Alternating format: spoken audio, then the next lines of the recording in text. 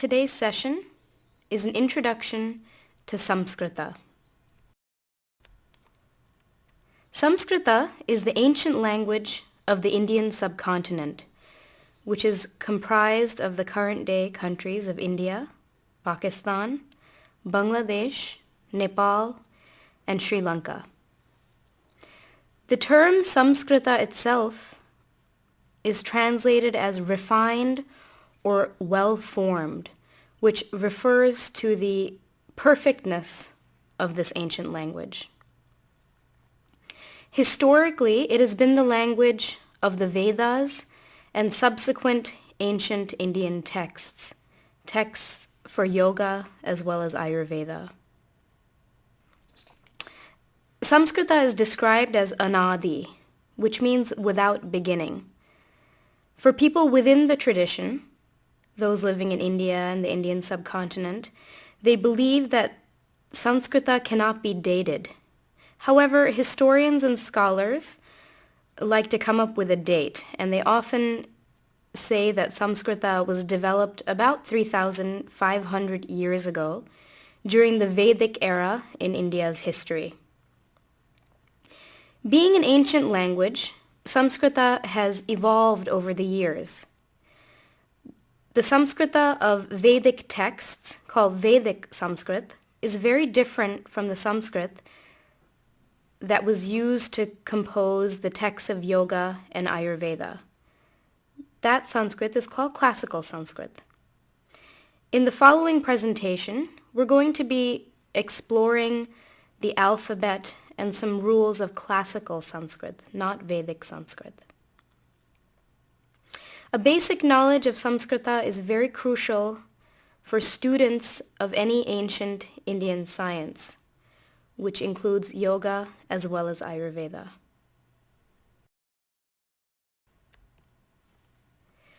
We'll begin by exploring the Sanskrit alphabet, which is referred to as the Varna Mala. Varna means letters, Mala means garland, so it's the garland of letters. The Sanskrit alphabet is extremely organized and precise, whereby any letter can be located in a particular part of the throat or mouth.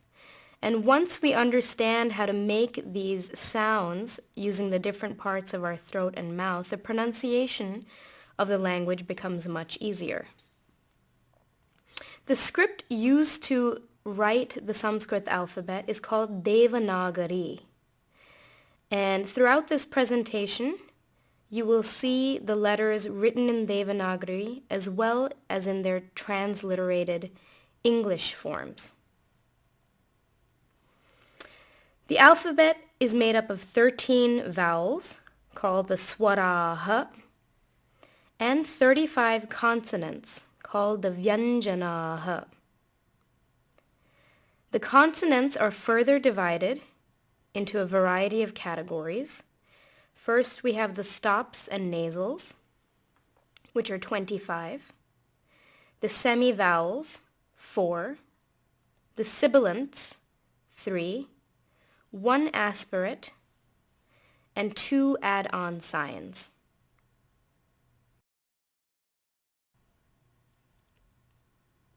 We will begin by learning the Sanskrit vowels, called the swaraha.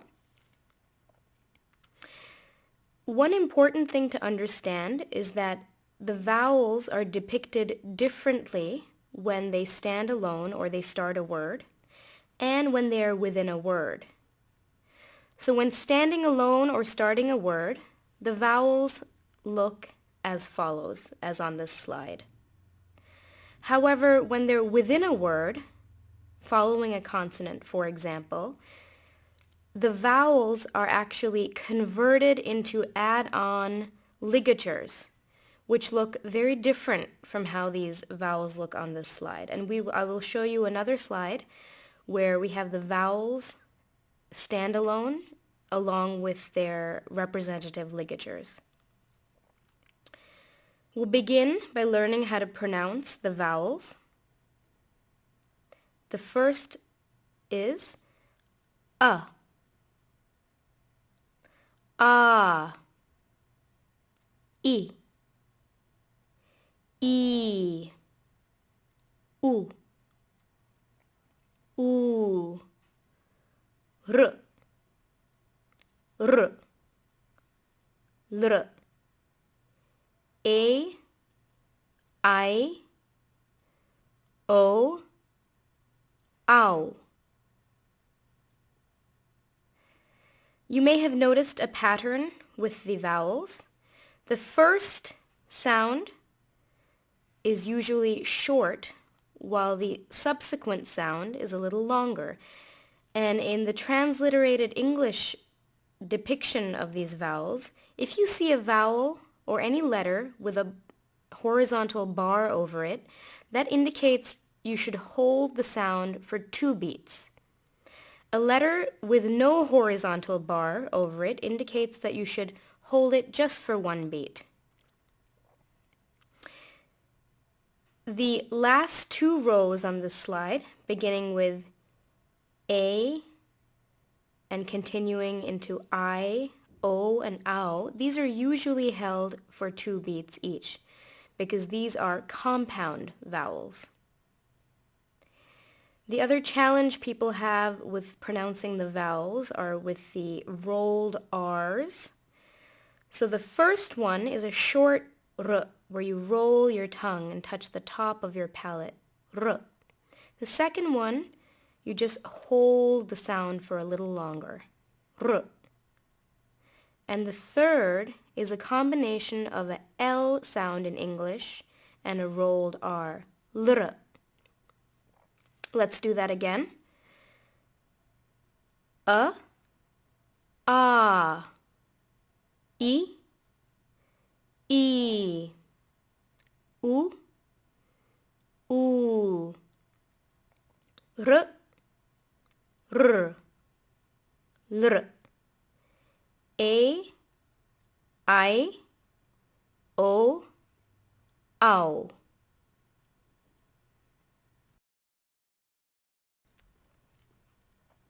In this slide, we have the vowels in black, represented on their own, stand alone, or also if they begin a word, they're usually represented this way. The columns in red show the add-on ligatures of the vowels. So when a vowel follows a consonant, it's no longer represented in its original form, but it changes. And you'll only be able to appreciate this by looking at the Devanagari, or the Sanskrit script. I'll pronounce the standalone letter as well as its combination with the consonant K. And these particular vowel consonant combinations can be made with any consonant. We're just taking K as an example. The one exception to the rule of add-on ligatures is with the short vowel A. The short vowel A is considered inherent within any consonant, so there's no additional sign that has to be placed onto a consonant. Let's begin. A, K.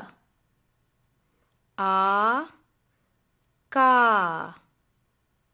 I, Ki. I, Ki.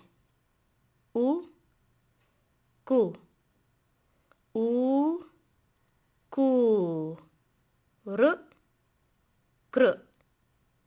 R, Kr. Lr, Klr. A, Ke. I, Kai. O, Ko. Au, Kau.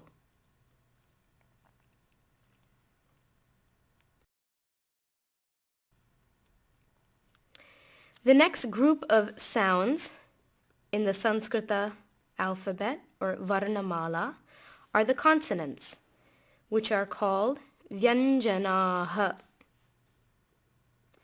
The consonants, 25 in all, have been split up into 5 groups of 5. Before we actually go into the pronunciation of these consonants, it's important to understand their grouping. The first group of consonants, starting with k and ending with ng, are called the gutturals. They are called the gutturals because in order to pronounce these sounds, the back of the tongue is raised towards the soft palate, creating a hollow sound from the back of the mouth. This is why they're called guttural sounds. The second group, starting with ch and ending with nya, are called the palatals. The palatal sounds are made by raising the front part of the tongue towards the hard palate so that the tongue is rising and flatly touching the hard palate. There is no curvature of the tongue here. The third group, called the cerebrals, begins with ta and ends with na. And these 5 letters are pronounced by taking the tongue, bringing the tip of the tongue back towards the throat, and flicking it towards the front on the hard palate. The fourth group, called the dentals, beginning with ta and ending with na. These sounds are made by taking the tip of the tongue, placing it behind the upper 2 incisors. And finally, the labials, beginning with pa and ending with ma, are sounds that come from the lips. So if we are able to understand where these sounds come from in the mouth, they're much easier to pronounce. An additional concept that must be understood before learning how to pronounce these sounds are the concepts of voice and aspiration. So at the very bottom of the slide, you'll see a minus or plus V and a minus or plus A. Voice refers to the sound with which you're pronouncing the letter, or we can say even the volume. The last 3 letters in each group are pronounced with a little more sound or a little more volume. The A refers to aspiration. A minus A means that the sound does not have a breathy quality, while a plus A means that the sound does have a breathy quality. So we'll begin by pronouncing the stops and nasals. Starting with the gutturals. Remember, the gutturals are made by lifting the back of the tongue and lifting it ever so slightly towards the soft palate. The sound comes from the back of the mouth. Ka, ka, ga, gha, nga. We'll do that again. Ka, ka, ga, gha, nga. The palatals are made by lifting the front part of the tongue towards the palate and not curving the tongue at all. Ja, cha, ja, jha, nya. Again. Ja, cha, ja, jha, nya. Next, the cerebrals. These are a little more challenging for native English speakers because we generally don't have these sounds in English. Remember, we have to take our tongue curve it backwards towards the back of the mouth and flick the tip of the tongue forwards on the hard palate. Da, ta, da, dha, na. Again. Da, ta, da, dha, na. Then we have the dentals. To make these sounds, you take the tip of your tongue, place them behind the upper two incisors. Da, ta, da, dha, na. Again. Da, ta, da, dha, na. And finally, we have the labials, which are sounds made primarily by using our lips. Pa, pa, ba, bha, ma. Pa, pa, ba, bha, ma. These are the primary consonants of the Sanskrit alphabet, 25 in number.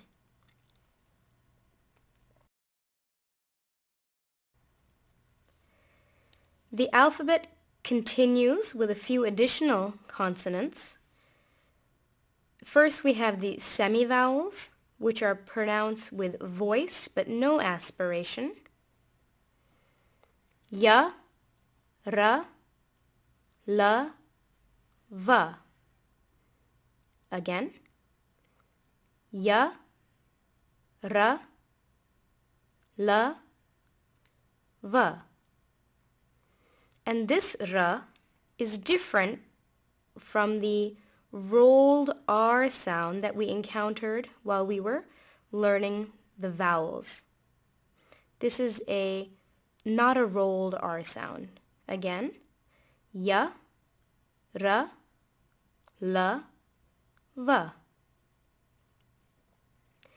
Then we have the sibilants, pronounced without voice and without aspiration. The sibilants refer to the three varieties of S sounds in the Sanskrit alphabet. We have sha, sha, sa. There's a very subtle difference between the first sibilant and the second sibilant. The second one has more of a breathy quality, in addition to when pronouncing it, there's a little more space in the mouth. So let's try that again.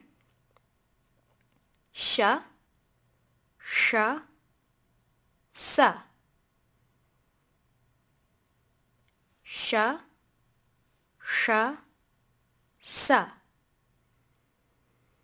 Then we have the aspirate, pronounced with voice and with aspiration, ha.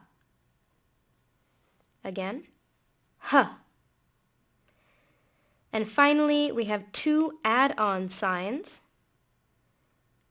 which have specific names. The first, with ending in a ma sound, is called the anuswara. And the second, ending in a H sound, is called the visarga. So if we were to substitute a consonant where the dotted circle is, let's take the consonant ka. This is how the add-on signs would sound. Kam, kaha. Again, kam, kaha.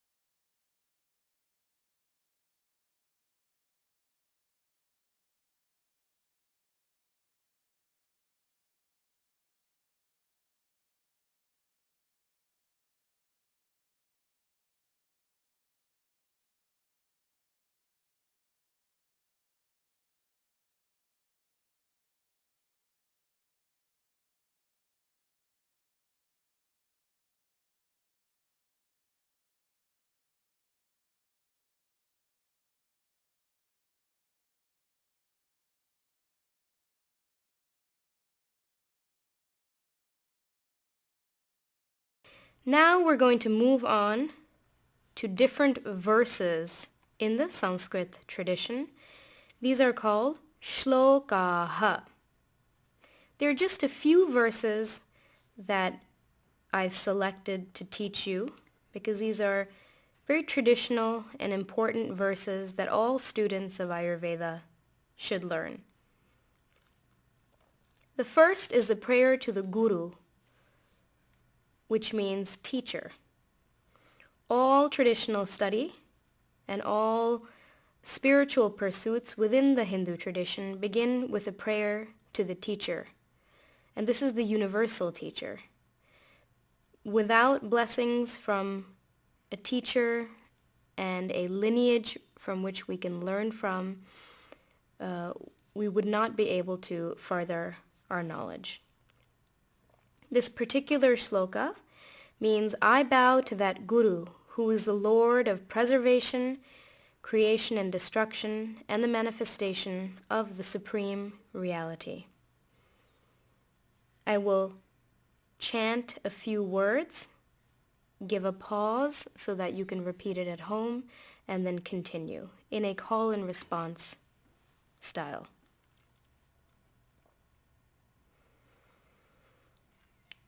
Om Gurur Brahma Gurur Vishnu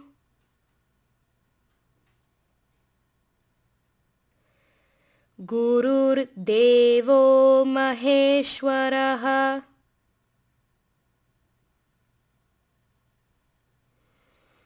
Guru Sakshat Parabrahma Tasmai Shri Gurave Namaha.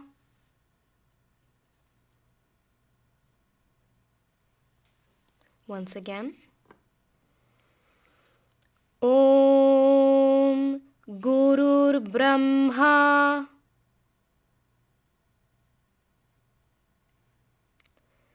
Gurur Vishnur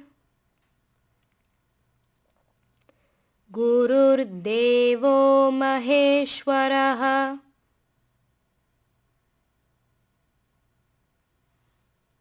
Guru Sakshat Parabrahma Tasmai Shri Gurave Namaha.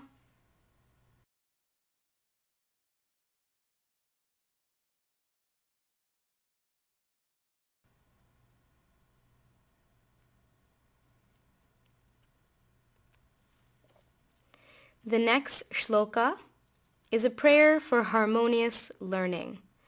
And this particular verse has been taken from the Upanishads, the philosophical parts of the Vedas. This verse prays for a mutually beneficial relationship between teacher and student. May we, teacher and student, be protected together. May we be nourished and may we act with strength. May our study be brilliant and may there not be any enmity between us.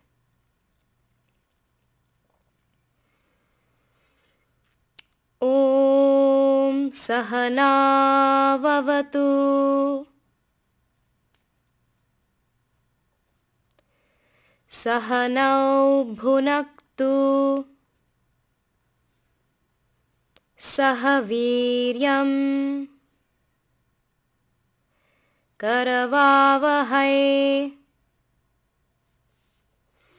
Tejasvi Navadhitamastu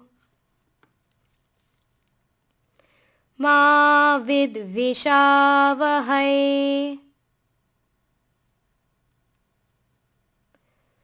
Om Shanti Shanti Shanti.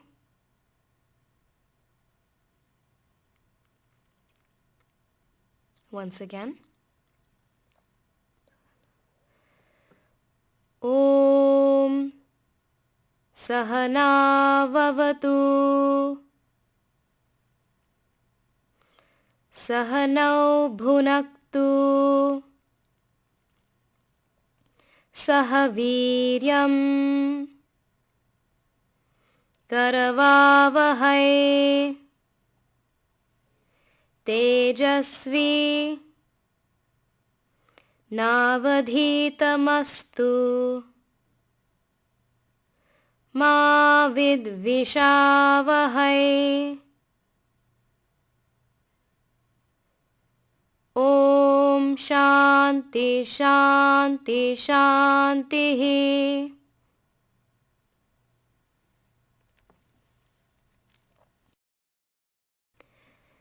The next verse is a prayer to Lord Dhanvantari, who is considered the patron deity of Ayurveda. Being that we are all studying Ayurveda, we should pray for Lord Dhanvantari's blessings always. The meaning of the verse is salutations to Lord Dhanvantari, who holds the pot of immortal nectar in his hands, who destroys all disease, and who is the Lord of the three worlds. May this be an offering to that great Lord Vishnu.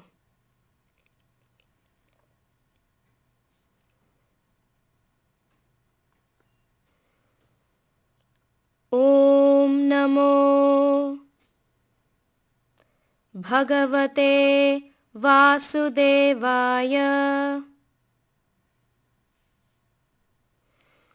Dhanvantaraye Amrita-kalasha Hastaya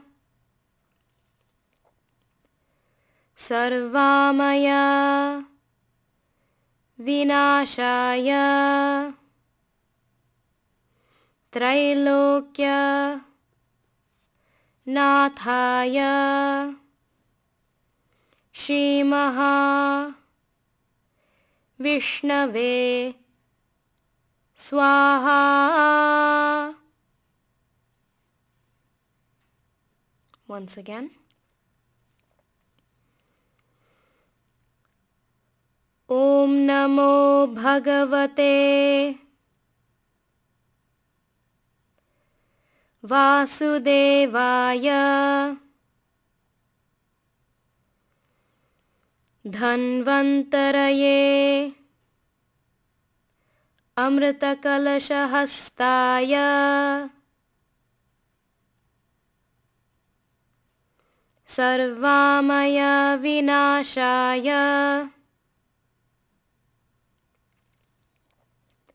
Trailokya-nathaya Shri Mahavishnave Swaha.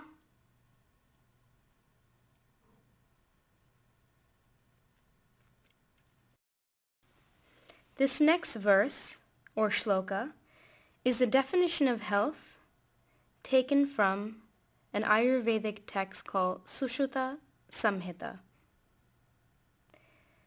A healthy person, swastha, is one in whom the doshas, agni, dhatus, malas, and their activities are normal. His soul, sense organs, and mind are content and clear. Thus, in order to call a person healthy or swastha, all of these prerequisites must be met.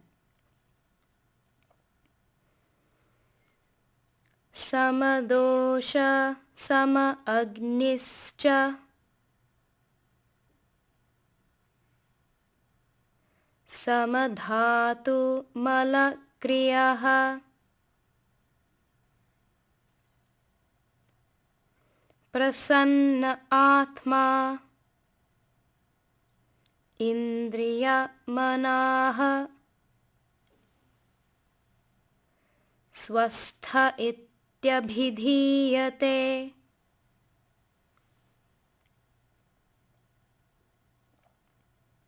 Again.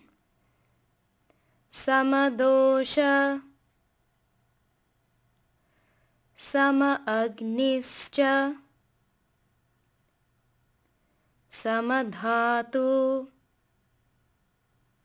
malakriyaha Kriyah, prasanna atma, indriya manah, swastha ityabhidhiyate.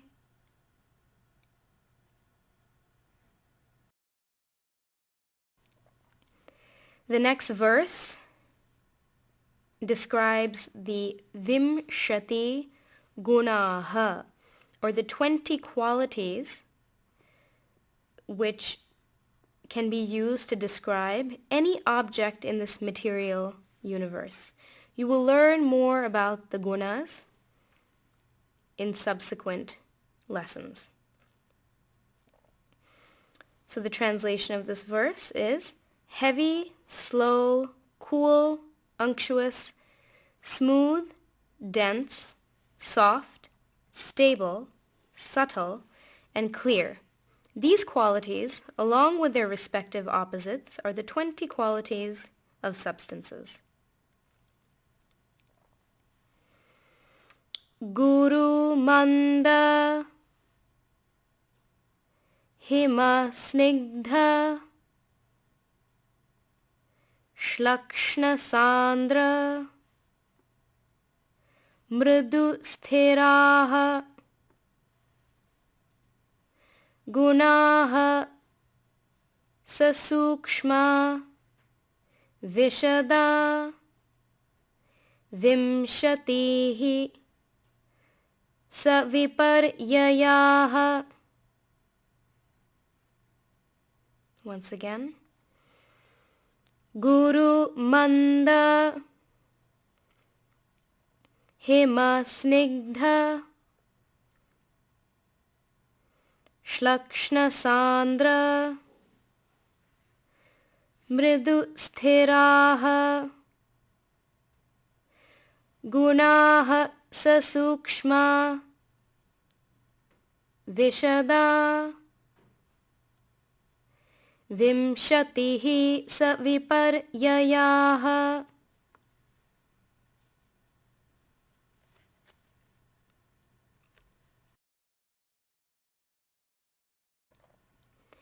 Then we have the specific gunas for each of the doshas.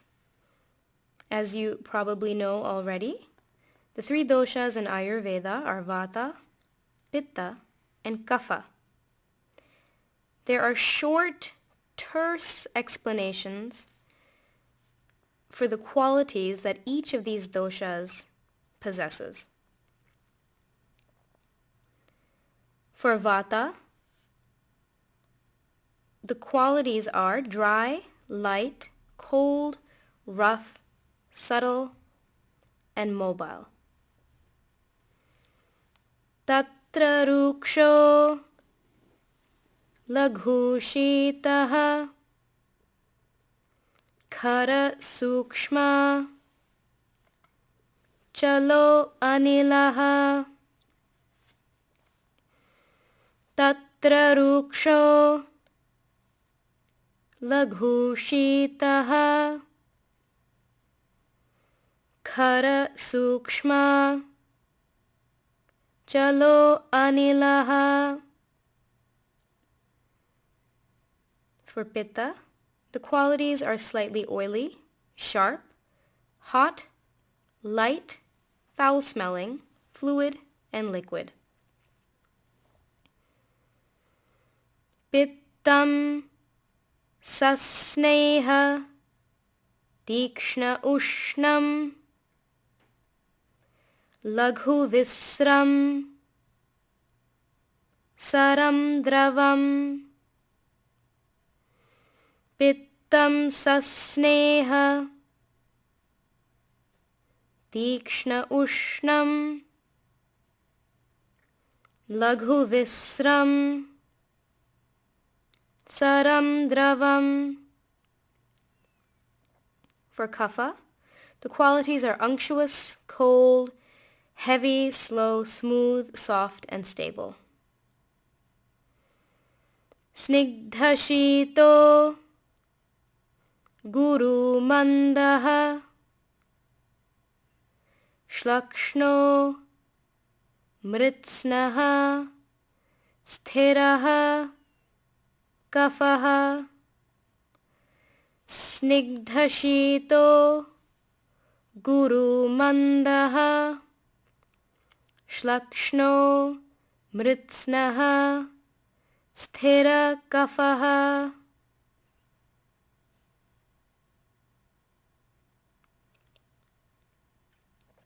This concludes the section on shlokaha, or verses.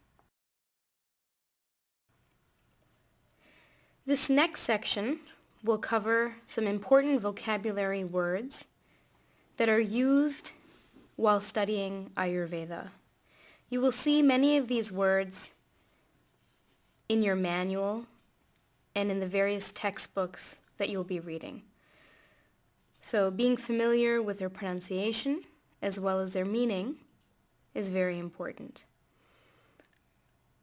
I will say the Sanskrit word followed by its meaning, repeating it twice to give you time to practice. Abhyanga, abhyanga, oil massage.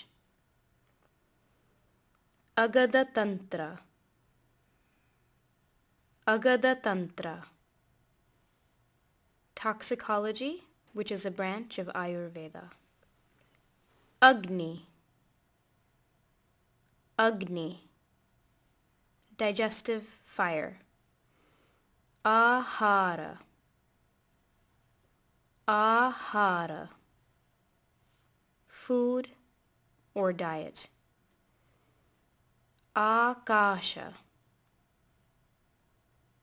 akasha, the element ether.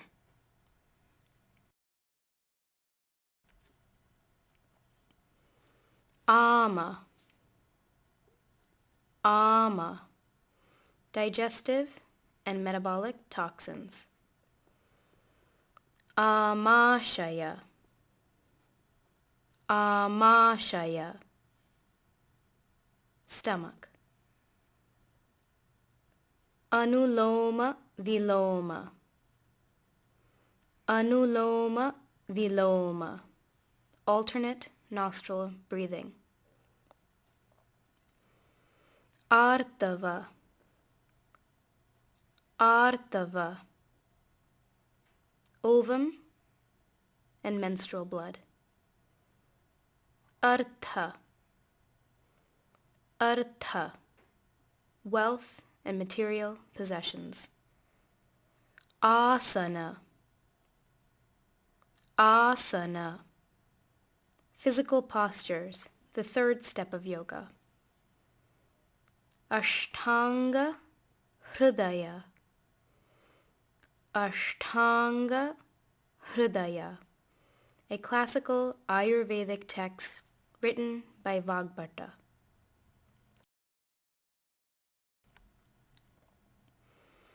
Asthi, asthi, bone. Aushadhi, aushadhi, medicine. Avasthapaka, avasthapaka, stage of digestion that is divided into sweet, sour, and pungent. Ayurveda, Ayurveda, the science of life. Bhastrika, Bhastrika, bellows breathing, a type of pranayama. Bhuta Vidya, Bhuta Vidya, psychology, a branch of Ayurveda. Chala, Chala, unstable or mobile. Chandrabhedana, Chandrabhedana, the moon-piercing breath. Charaka, Charaka, a sage of Ayurveda. Charaka Samhita. Charaka Samhita. Classical Ayurvedic text written by Charaka. Dharana. Dharana. Concentration, the sixth step of yoga. Dharma. Dharma. Duty or righteousness. Dhatu.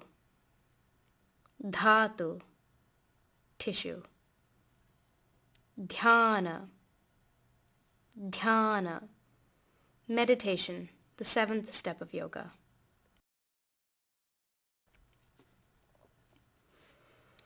Dinacharya. Dinacharya. Daily routine. Dirgha. Dirgha. Three-part yogic breathing. Dosha. Dosha. That which vitiates. Life forces. Drava. Drava. Liquid.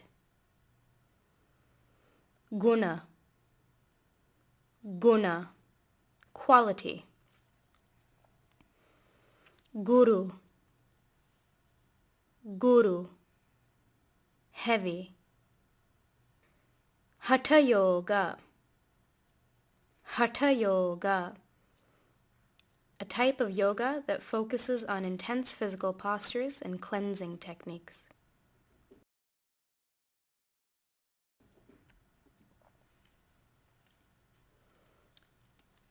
Hima, Shita. Hima, Shita. Cold. Ishwara. Ishwara. God.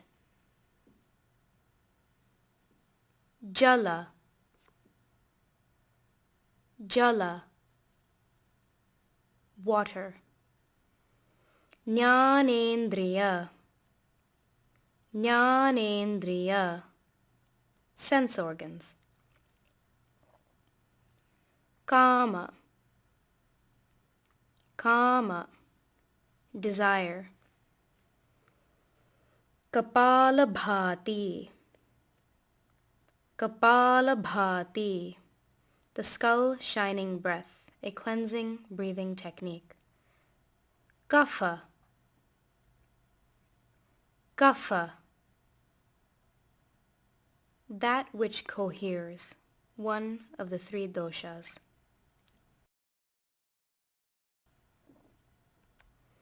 Karma.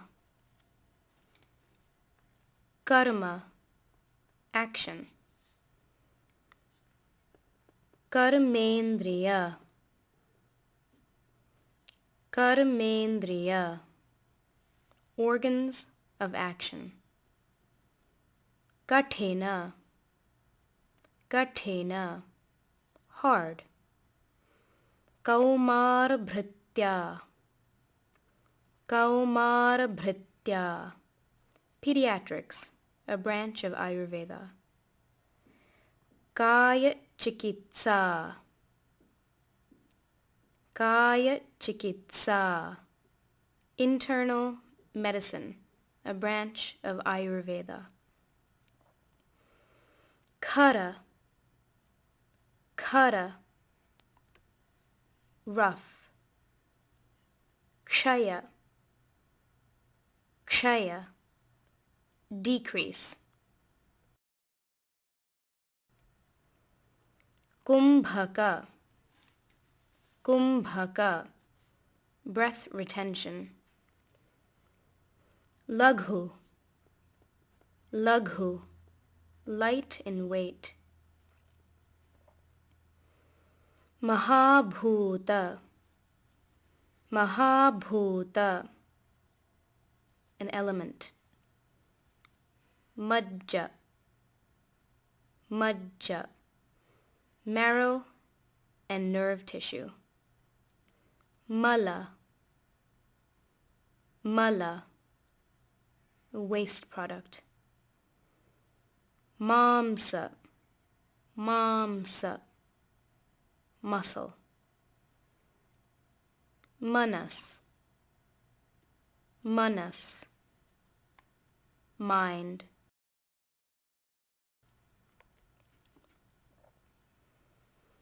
Manda, manda, slow or dull. Meda, meda, fat. Moksha, moksha, liberation from the cycle of births and deaths. Mrudu, mrudu, soft. Mudra, mudra, hand gesture. Mutra, mutra, urine. Nadi shodhana, nadi shodhana, alternate nostril breathing. Nadi vijnana, nadi vijnana, pulse diagnosis. Nasya, nasya, nasal oiling. Neti, neti, nasal rinse. Niyama, niyama, observances, the second step of yoga. Pakvashaya, pakvashaya, the large intestine or colon. Panchakarma, panchakarma, the 5 main therapies for the removal of doshas. Pichila, pichila, slimy or sticky. Pitta, pitta, that which heats, one of the doshas. Prakopa, prakopa, aggravation.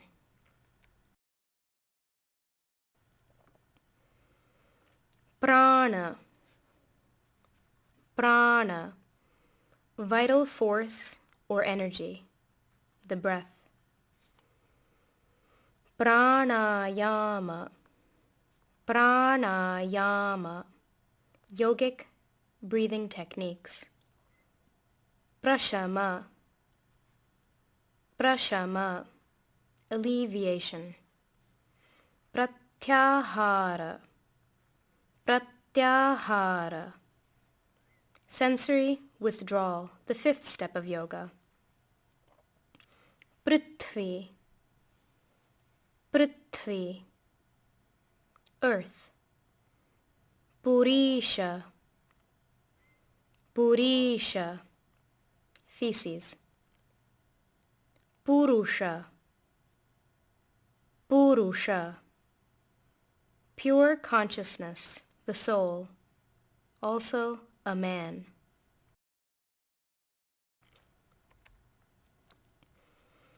Purva karma, purva karma, preparatory therapies for pacification and mobilization of doshas. Rajas, rajas, activity. Rakta, rakta, blood. Rasa, rasa, plasma or lymph. Rasayana, rasayana, rejuvenation therapy, a branch of Ayurveda. Rutu charya, rutu charya, seasonal routine. Ruksha, ruksha, dry. Shad darshana, shad darshana, The 6 philosophies. Shalakya. Shalakya. Branch of Ayurveda dealing with diseases above the shoulders. Shalya. Shalya. Surgery, a branch of Ayurveda. Samadhi. Samadhi. Absorption into the supreme consciousness, the 8th and final step of yoga. Shamana. Shamana. Pacification of dosha. Samskrta. Samskrta. The ancient Indo-Aryan language. Sanchaya. Sanchaya. Accumulation. Sandra. Sandra. Dense, thick, or solid. Sara. Sara. Spreading, free-flowing. Sharira. Sharira. Body. Sattva. Sattva. Clarity or purity. Shitakari. Shitakari. Cooling breathing techniques.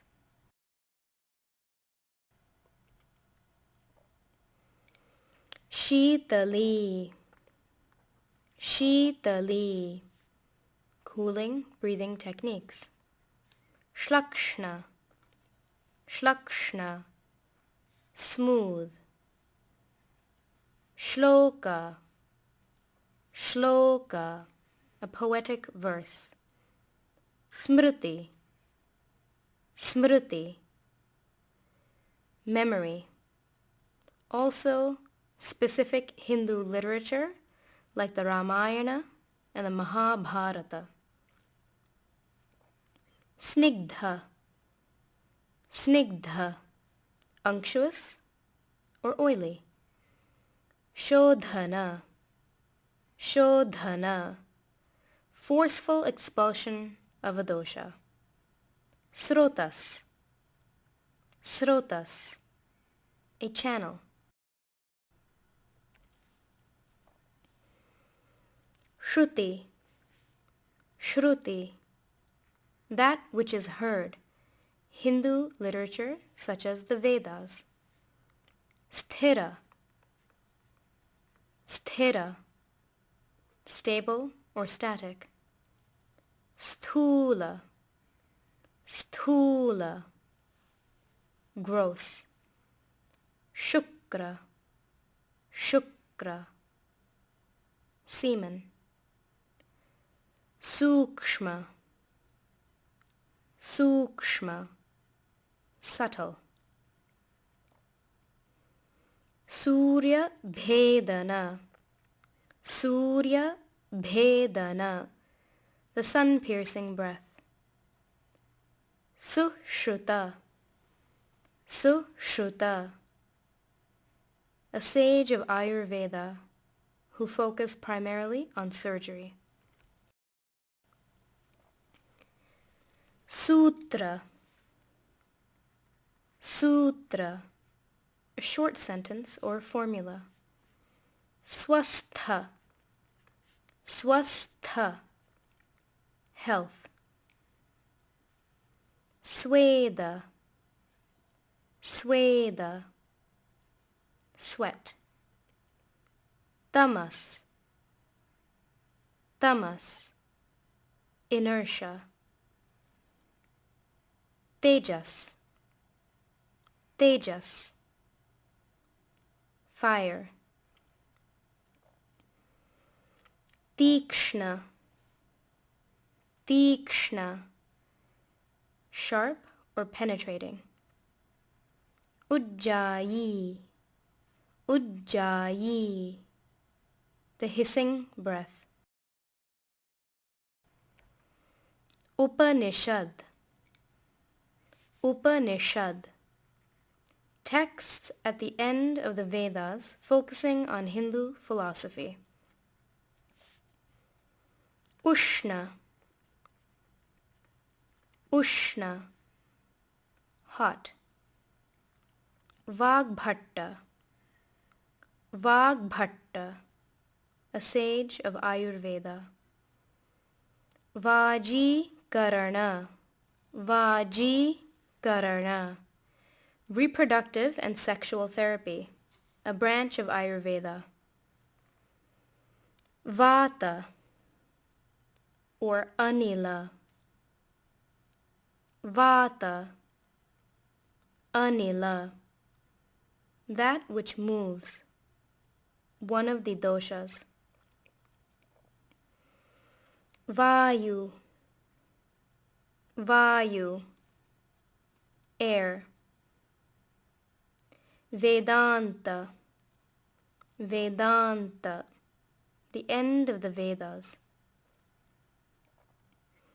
Vihara, Vihara, lifestyle. Vishada, Vishada, clear or non-slimy. Visra, Visra, fleshy smelling. Vriddhi, Vriddhi, increase. Yama, Yama, moral restraint, the first step of yoga. Yoga, Yoga, an ancient Indian philosophical system that incorporates physical postures, breathing techniques, and meditation. It means union.